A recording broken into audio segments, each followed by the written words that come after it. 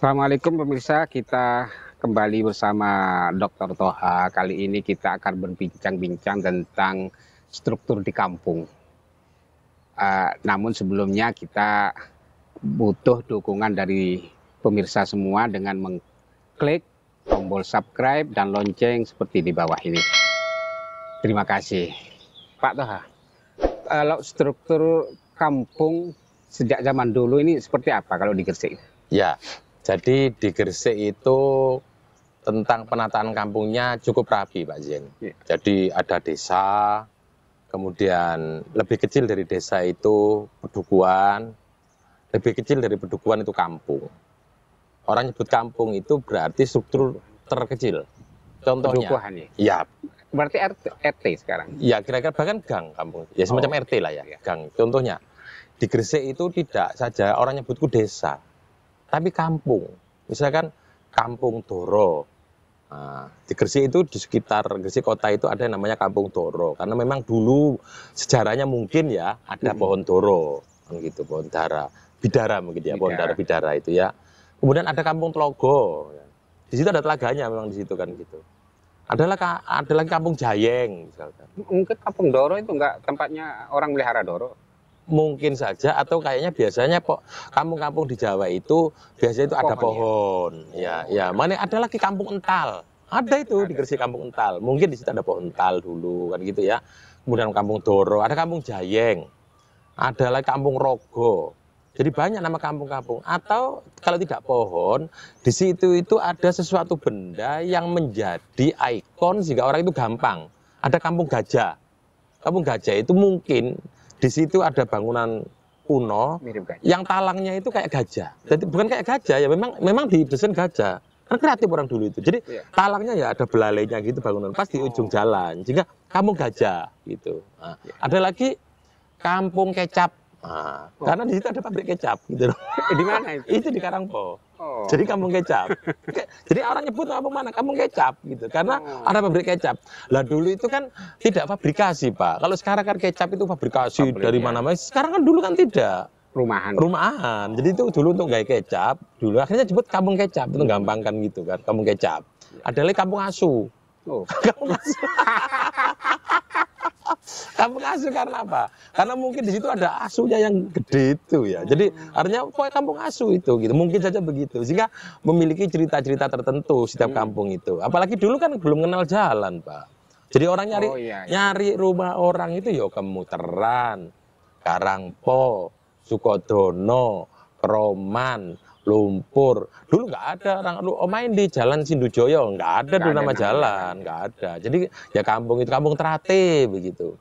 Nah, misalnya kayak di tempat saya itu kan kelahiran Karangpo. Karangpo itu dulu desa, sekarang jadi kelurahan kan Karangpo. Tapi orang kalau nyebut kampung saya Karangpo, nggak ketemu. Karena saya itu tempatnya Karangbolet. Nah, jadi pedukuhannya Karangbolet, kan gitu kan? Nah, Karangbolet. Banyak boletnya? Mungkin. dan di situ sama Pak Jen. Kidul itu Karangturi, mungkin banyak turinya di situ kan gitu. Iya, Karangturi. Jadi kalau saya meskipun kelurahan saya Karangpo, terus golek Toha ning Karangpo nggak ketemu. Karangbolet itu pedukuhannya beda. Loh, setelah Karangbolet itu ada gang lagi diperkecil kan gitu. Nah, jadi kampungnya khas di sini itu. Sehingga di Gresik itu saya mengatakan kota tua Gresik itu. Perkampungannya itu memiliki historisitas yang luar biasa. Contoh di Gresik, ada yang disebut dengan Kampung Kepatihan.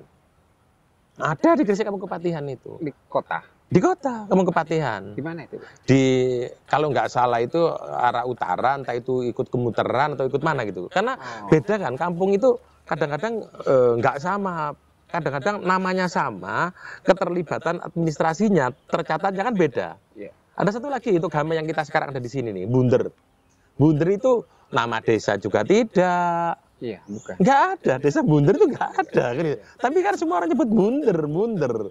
Saya sekarang lagi mencari Bunder itu nama apa, gitu loh. Wong desa ya enggak, kan gitu. Nah, tempat orang Bunder. Mungkin pernah muter-muter gitu. Contoh yang paling gampang itu ya. Sekarang saya berkali-kali ngomong Pak, jadi semoga orang nggak bosan. Sekarang kan saya dinasnya di Bali. Kalau pesawat itu susah, saya naik bis. Ada bis yang jurusan Denpasar, Bojonegoro Pak Jen. Orangnya malah tahu. Bapak turun mana? Turun Surabaya? Enggak. Lamongan enggak, kejauhan sebelum. Oh turun Bunder ya? Loh, orang Bali itu tahu Bunder gitu loh. Saya heran loh, kok tahu Bunder orang ini? Sampai terminalnya terminal Bunder. Iya. Tapi kita lihat di Kretek Desa, di administrasi desa, Bunder itu nama desa juga enggak, pedukuhan juga enggak. Tapi populernya luar biasa, pokoknya Bunder. Dan luasnya lumayan juga, terminal Bunder, Iya. rumah sakit Bunder, kan gitu. Perumahan Bunder, kan gitu. Jadi saya gini, Bunder ini apa sih Bunder ini, kan gitu. Itu sama dengan itu. Dan dulu itu di Gresik itu orang nyebut itu kampung, Mbak Zen. Kenapa kok orang dulu nyebut kampung? Karena itu lebih spesifik, lebih kecil gitu loh. Nah, jadi misalkan mana Bekakahan, Pak Zen nyari desa Bekakahan nggak ada. Tapi Bekakahan itu bagian dari Kauman, Kampung Bekakahan, kan gitu kan, Kampung Gajah gitu. Ada lagi Kampung Arab. Kampung Arab itu kan nggak kelurahan Arab, karena kelurahannya mungkin ikut mana itu. Nah, tapi kampung dia Kampung Arab. Kampung Arab gitu. Jadi iya, Kampung Cina itu sebutannya pecinan. Tapi nggak tahu orang dulunya Arab, nggak ono pengarapan, tapi Kampung Arab. Tapi kalau Cina, pecinan kan gitu. Nah, kenapa kok begitu kan? Kenapa kok nggak sebut sama? Terus Kampung Tua, banyak. Kemudinan, itu kampung. Tempatnya Mudin. Di Lumpur, itu ada Kemudinan. Di Giri ada Kemudinan, ya itu tempatnya Mudin. Kan gitu kan? Mudin di situ. Iya. Ini sama dengan mengikuti tradisi Mataram. Mataram itu ada Sosro Diharjan. Itu tempatnya dulu Kanjeng Sosro Diharjo, gitu kan? Nah, Jayeng Ranan, itu dulu tempatnya Jayeng Rono, kan begitu. Sehingga kampung di Jawa itu kalau tidak ada pohon yang bersejarah, ada tokoh bersejarah, ada telaga yang itu memiliki makna sosial sebagai kebersihan dan perjumpaan masyarakat, maka ada Telaga Pojok, ada Telaga Patut, kan gitu. Telaga-telaga itu banyak, kan begitu. Ada lagi itu yang untuk web itu Telaga Dendo. Nah, dan anak sekarang sudah pada nggak tahu, Mbak Zen. Orang dulu itu nggak ada nyebut kampung mana Sido Kumpul, jarang. Sabrang itu sekitar SMP 1 ke barat itu Sabrang namanya. Terus ada penamaan kelurahan-kelurahan itu sejak kapan? Ketika ada kelurahan itu dia betul-betul ditata itu kan zaman Orde Baru. Nah, termasuk adanya desa dan kelurahan itu kan zaman Orde Baru. Nah, itu ditata. Sehingga kadang-kadang orang itu nggak paham. Sama dengan Bandaran. Kampung Bandaran itu nggak ada, kelurahan Bandaran itu nggak ada, Pak Zen. Nggak ada, kelurahan Bandaran itu nggak ada. Tapi orang nyebut daerah Bandaran. Nah, Bandaran itu bisa-bisa kelurahannya ikut Medilan, bisa-bisa ikut Pulau Pancian, kan begitu. Tapi orang nyebut daerah Bandaran itu khas. Dan Gresik ini kampung tua. Saya tadi nyebut ada Kepatihan. Kepatihan itu mungkin di situ ada pernah tinggal atau itu menjadi tempat istimewa bagi seorang patih. Kan gitu kan, maka tempatnya patih dinamai Kepatihan, kan gitu kan. Nah, ada lagi Pekelingan. Pekelingan, orang paling gampang nyebut, oh itu gue wong Keling Talang, Pak, gitu. Bukan itu, menurut saya loh ya. Keling itu kan bagian dari etnis tertentu, etnis Keling. Masyarakat Keling. Di Malaysia kan ada Urdu, ada Keling, kan gitu kan. Mungkin Putri Keling itu yang... Iya, termasuk Putri Keling itu kan ada. Jadi Keling itu adalah etnisitas tertentu. Mungkin saja di situ ada tokoh yang dari Keling bertempat di situ sehingga Pekelingan. Tapi masyarakat boleh kemudian mencari dasar-dasar sejarah yang lain. Tapi kalau berhubungan dengan tempat di Jawa itu Pak Zen, itu memiliki hubungan historisitas tertentu yang kalau tidak itu berupa pohon, berupa telaga, berupa tokoh-tokoh tertentu. Bahkan ada lagi di Giri itu namanya Kajen. Kajen itu kan dari kata haji, tempat kehajian, Kajen, kan gitu kan. Dan haji itu kan gelaran Islam, iya. Tapi sebelum Islam kan haji itu adalah tokoh yang pangkat itu juga digelari haji sebelum Islam itu. Sehingga itulah kemudian disebut kampung Kajen. Nah, kemudian ada lagi Tambak Boyo, misalnya kampung Tambak Boyo. Tambak Boyo itu zaman sekarang itu kan Tambak Boyo kan pertahanan. Nah, pertahanan di situ. Sehingga kampung Tambak Bayan, misalkan Tambak Bayan itu adalah tempat dulu prajurit-prajurit kadipaten itu biasanya terkoloni di situ dulu itu tadinya. Sampai hari ini di Keraton kan masih begitu. Kampung Jelagaran, kampung Kemasan. Nah, kampung Kemasan yang populer. Paling populer. Kampung Kemasan kan. Ada yang menyebut dulu di ujung kampung itu ada pengrajin emas yang sangat populer, kampung kemasan, sehingga disebut kemasan. Tapi ada yang mengatakan orang berkreasi boleh, tapi yang paling penting kita adu data, mana yang paling benar, kan gitu kan. Ada yang mengatakan dulu itu kampungnya orang kaya-kaya, juga gemerlap kemilau kekayaannya itu sehingga disebut kampung kemasan, boleh berpendapat begitu. Tapi kok yang paling pas itu adalah mungkin di situ dulu ada pengrajin emas yang sangat terkenal di situ, kan gitu. Nah, disebut kampung kemasan. Kalau yang kepatihan menganti itu? Kepatihan tuh saya yakin mungkin di situ dulu ada seorang patih gitu. Patih itu kan zaman sekarang pejabat, Pak. Ya. Kalau saya melihat sejarah, Pak, yang sudah ada satu sejarah konkret yang memiliki hubungan dengan Jawa Timur, Pak Haji Muhammad Nur, mantan gubernur, yang satu daerah dengan Pak Zaini itu kan, itu kan jabatannya dulu pernah menjadi patih, Pak. Sebelum jadi bupati, beliau patih. Nah, bahasa sekarang itu patih itu, kalau negara patih itu perdana menteri. Tapi kalau kepatihan itu patih itu sekda, zaman sekarang itu. Jadi Pak Nur itu pernah menjadi sekda. Lah mungkin saja di Menganti itu dulu ada seorang sekda. Sekda pun bahasa sekarang. Kalau dulu itu kan sekretariat negara, juru tulisnya negara, kan gitu kan, juru tulisnya negara. Kemudian ada kampung-kampung tua itu memiliki historisitas tertentu juga, Pak. Misalnya kayak Kebungson. Kebungson kampung tua itu. Ada yang sumber-sumber yang cukup tua mengatakan Kebungson itu dulu katanya kampungnya jenis penyuson. Karena menyusui seorang bayi yang terombang-ambing dibuang orang tuanya di samudra. Sunan Giri. Memiliki historisitas luar biasa kan? Kemudian disusui di situ, maka kampung dulu itu namanya penyuson. Tapi kalau saya, Pak Zen, menurut saya Kebungson itu dari kebungsuan. Kan kita gampang. Keratuan, keraton. Gitu kan? Keibuan, kaibon. Ini keraton di Banten. Lah, saya urai dari penelitian sejarah itu toponimnya mungkin Kebungson itu dari kebungsuan, jadi kebungson. Bungsu itu artinya paling kecil kan, Saudara. Mungkin ada bayi mungil itulah, kemudian dirawat di situ. Tapi ini analisis saya loh, Pak. Nanti barangkali ada yang berpendapat lain, silakan. Tentunya harus didukung data kan gitu kan. Mungkin ada bayi mungil yang ditemukan di pinggir samudra itu, kemudian bayi mungil itu tempat bayi mungil itu. Mungil itu kan artinya paling kecil. Dari tempat bayi mungil kecil itulah dinamakan Kebungson. Satu. Yang kedua, Kebungson itu bisa berarti tempat itu tempat yang paling muda. Kalau zaman sekarang itu mungkin reklamasi. Kan gitu. Kemudian ditata tanahnya, direklamasi. Berarti ini daratan baru kan gitu loh. Daratan yang paling terkini gitu loh Pak Jen. Kira-kira gitu, kan. Kira-kira begitu. Karena saya mendapatkan kisah-kisah dari orang tua-tua, filmnya nggak ada sih masalahnya. Dulu bibir pantai di Gresik itu kan sampai TK Batik itu Pak Jen. Kalau Pak Zaini ke Balai Wartawan, ngerti. kemudian ada PLN. Hotel Batik itu. Loh, Hotel Batik kan agak minggir. TK Batik di dalam TK lagi. Batik, Yang kantor PLN yang dibangun kalau nggak salah 1921 ditandatangani oleh Kitty Susman, tokoh dari Belanda, tokohnya Belanda. Lebih masuk lagi kan ada TK Batik. Dan itu logis, saya mengatakan kalau dulu pelabuhan di situ itu logis. Karena apa? Tanahnya kan naik. Jadi otomatis kan itu habis air kan.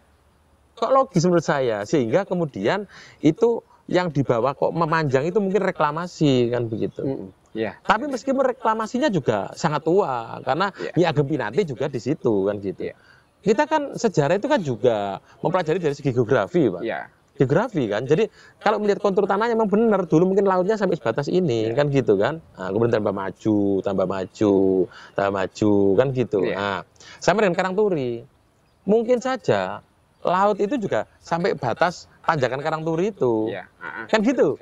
Bisa jadi di situ. Karena terus penataan kota sehingga maju begitu. Kira-kira dinamakan Karangturi, mungkin ada pohon turi. Pohon turi di situ. Sebelahnya Karanganyar. Kenapa Karanganyar? Ya mungkin pekarangan yang anyar. Ya ditoto tadi itu kira-kira begitu. Karena orang dulu itu bikin nama kan mesti ada nilai historis semuanya kan. Kalau nggak ada namanya tokoh ya itu ya pohon, ya tempat bersejarah kan gitu. Ada lagi Pak Jen yang orang nggak tahu. Di Gresik ternyata ada kampung perdikan Pak Jen. Kampung Perdikan itu artinya kampung yang bebas pajak dan dia tidak dikenakan kerja bakti untuk kerajaan. Kita punya ada itu di dekatnya Nyai Fatimah binti Maimun. Itu kampung Perdikan itu. Enggak kena pajak? Enggak kena sampai hari ini. Iya. Yang dulu dipangku oleh Ya Bu Naim itu. Nah, itu kampung Perdikan itu. Nah, Leran. Nah, Leran itu Perdikan. Dan Perdikan itu Pak Yen biasanya kenapa kok dia bebas pajak, dia bebas kerja bakti? Kampung ini memiliki historis yang luar biasa terhadap kerajaan. Contohnya punya jasa sebagai hadiah kemudian diberikan tanah Perdikan. Nah, kayak Sunan Ampel dulu itu daerah Ampel itu kan tanah Perdikan itu. Sehingga Majapahit tidak boleh meminta pajak di situ, kemudian obo-obo untuk dikerahkan kerja bakti sehingga siapa yang tinggal di situ itu laksana masyarakat merdeka di situ. Nggak boleh kerajaan otonom ya, kalau otonom bahasa sekarang kan otonom betul. Nah di situ di Leran itu Perdikan Pak Zen, maka nggak boleh kemudian kerajaan mau mengambil upeti di situ nggak boleh. Dan biasanya tanah Perdikan itu mesti memiliki historis yang luar biasa pada kerajaan, sejarah lah. Misalkan ada tokoh hebat yang luar biasa di situ, itu menjadi pertimbangan kerajaan untuk memberikan dia tanah Perdikan. Hebatnya itu misalkan dia menjadi penasihat kerajaan, kemudian pensuplai tenaga peperangan. Kayak di Ponorogo itu kan Tegal Sari, yang dipimpin oleh Kiai Kasan Besari. Nah, yang dia memiliki murid yang bernama Ronggo Warsito. Dan Ronggo Warsito itu darah biru keluarga kerajaan, disekolahkan di situ. Artinya itu tempat kawah candra di mukanya kerajaan. Sehingga orang-orang hebatnya kerajaan itu sekolahkan di situ. Lah itulah jasanya luar biasa terhadap negara, akhirnya diberikan Perdikan. Demikian juga tanah Leran itu Perdikan. Sehingga ini mesti memiliki historisitas yang penting bagi kerajaan. Tapi sudah tahu tokohnya kira-kira siapa? Ya, jadi ini turun-temurun. Mulai dari dulu ya Bu Naim, kemudian abahnya, kemudian terus neneknya, terus turun-temurun.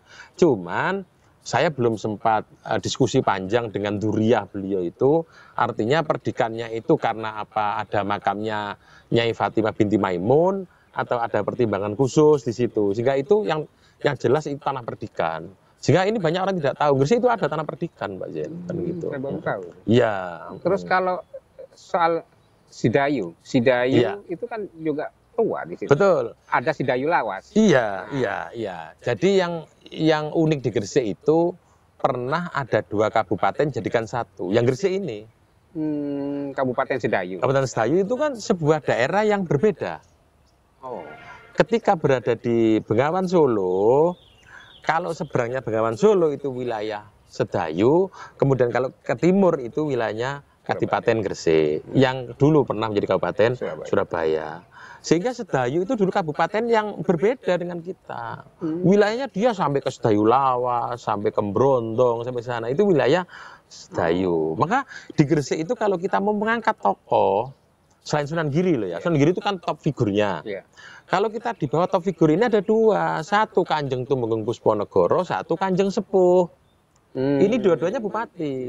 Dan kalau kita mau jujur berbicara Pak Zen, alun-alunnya Gresik itu lebih besar alun-alun Sedayu. Betul. Jadi artinya memang kabupaten gitu. Dan secara antropologis, topografi, itu Sedayu itu memang kabupaten gimana? Bangunan tua-tuanya banyak di sana. Sampai sekarang kan bangunan tua-tua. Gak mungkin kalau sekelas kecamatan punya bangunan tua kayak begitu itu kan. Berarti di situ ada saudara. Loh namanya juga khas. Sedayu itu. Ini geser ke Sedayu ya. Ada daerah itu namanya Sedagaran. Sedagaran itu saudagar. Tempatnya saudagar.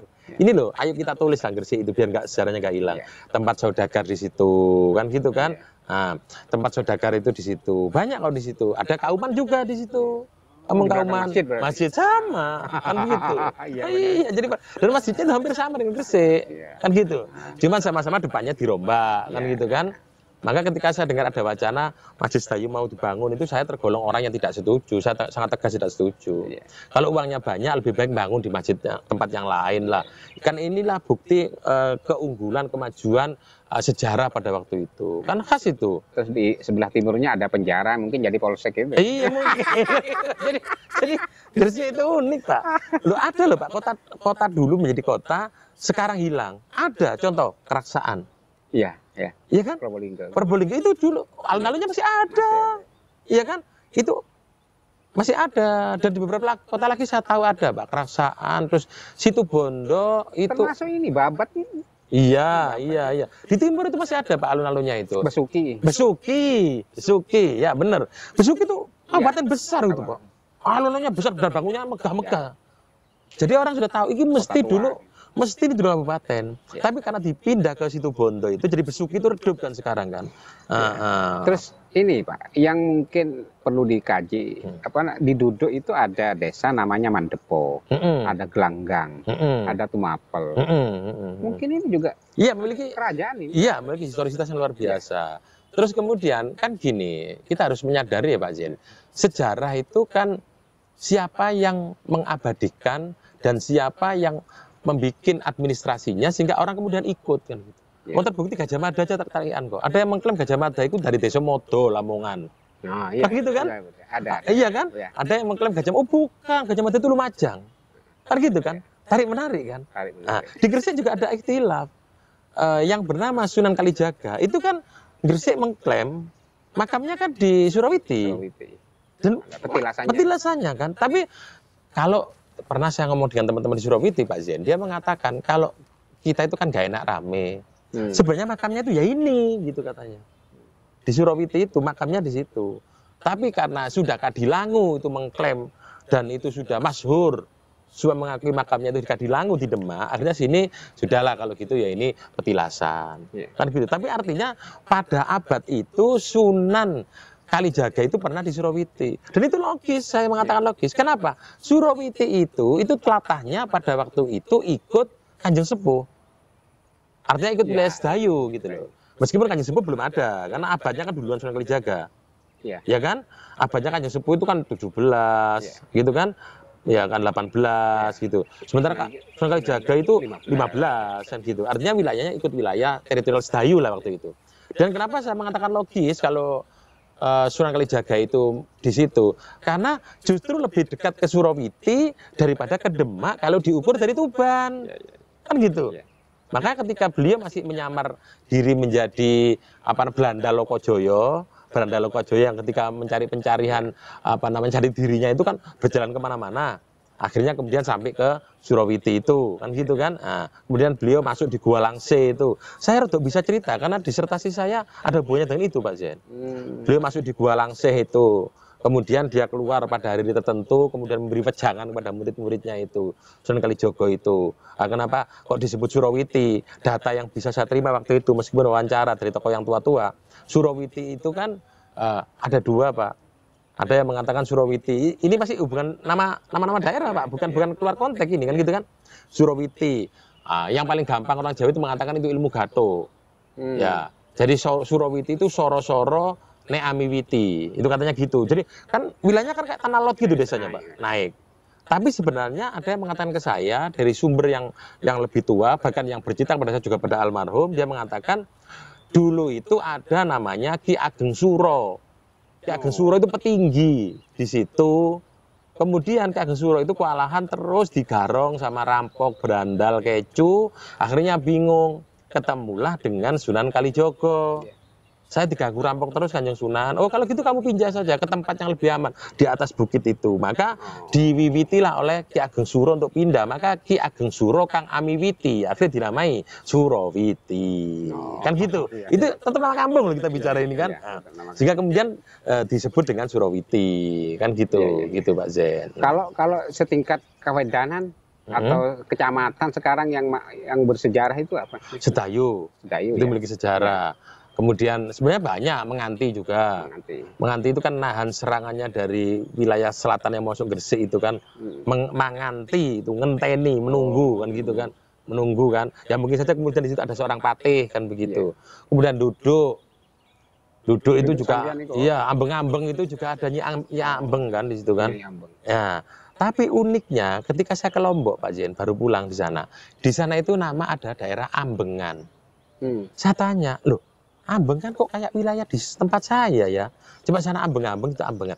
Ternyata katanya bahasa Lombok orang itu mengatakan Ambeng itu rumput. Berarti itu mungkin rumput, rerumputan gitu loh. Dulu berarti hutan rumput gitu mungkin. Saya jadi rumput tempat makannya kuda. Udah gitu ya, perawatan kendaraan lah zaman Ya, sekarang. ya. Iya kan? Jadi dulu itu sing ngurusi kuda itu kan kayak sekarang kepala transportasi, Pak. Iya. Ya kan gitu kan? Juga kepala peralatan perang juga kan? Ya, karena kan setelah ambeng-ambeng itu ada mandepo. Iya, Gitu iya, juga. iya. Terus ada Iya. gelanggang. Iya, iya, iya. Gelanggang kan tempatnya Iya, iya. lapangan. Lapangan, Iya. tempat pertarungan lah kan Tempat gitu. pertarungan. Pertarungan, iya kan? Sehingga lah itu harus nanti kita rangsang, kita kasih stimulus anak-anak kita untuk menuliskan tentang itu. Tapi tentunya jangan asal ilmu gaduh Pak Jen. Memiliki historisitas yang benar gitu. Ada bukti, Ada bukti. ada referensi. Iya, sekurang-kurangnya ada narasumber yang qualified untuk itu. Iya. Contoh, masyarakat kita banyak yang lupa Pak Jen.